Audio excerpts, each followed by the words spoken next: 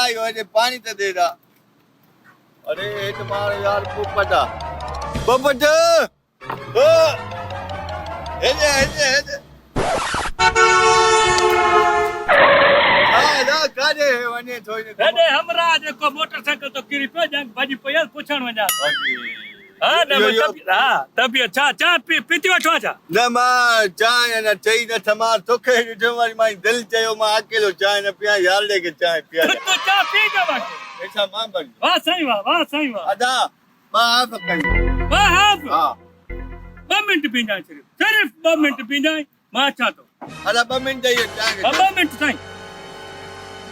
यार को बिना चाय असा किए वने असा तो यार अचो सही अचो अरे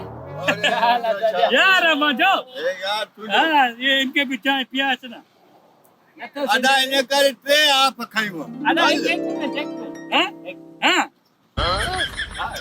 अल्लाह चाहती हूं लो खैर है ना वालेकुम सलाम खुश लो खैर यार तो जो ये समझो यार ये तुझे यार हां यार आप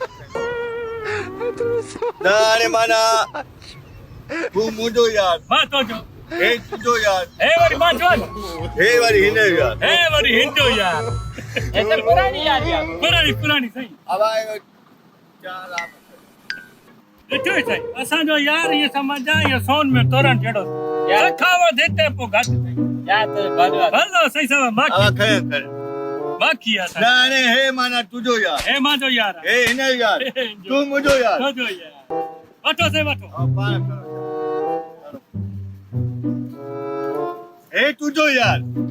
ए मां जो यार ए हिने यार ए वरी जो यार तू मुझो आ तो जो ना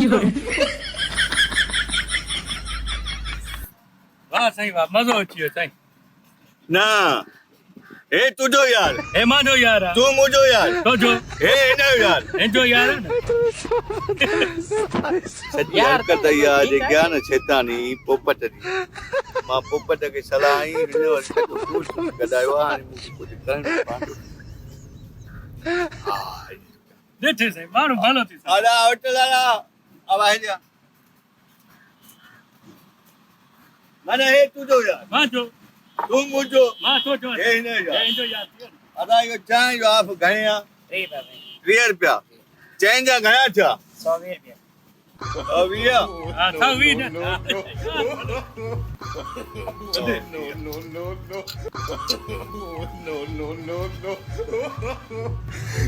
अब आए क्लियर का मुझे आप असा जा देस ना सही मुझा छाले का सो दे 5 सजी ने चा पिया की हां या सजी शैतानी बुझिया एकरे मां तो एक के सलाह है वो सजो कोठला मानु गुजराए थी मां तो जो यार ना हां तू मां के सलाह मां जो है यार मां इनके और हिंदो हो यार इनके सलाह है मांगा यो टोरा मां एड़ी यारी को बस कई तो सा यारी खत्म तू इधर पैसा दे जो साके पैसो मारे गोर शैतानी तू पिया अरे कि बहुत आजाद मकड़ी ना कर ना यार कई इते फसायो ना साके कराया ही ना पैसो देस हेरे आदा ए वट 3 रुपया आज को बाबा समा कानून कढियो जेको हर को 5000 का 5 अल्लाह वो पटार कानून सही आ 5000 को 5000 पूजा तो देस ना हर को 5000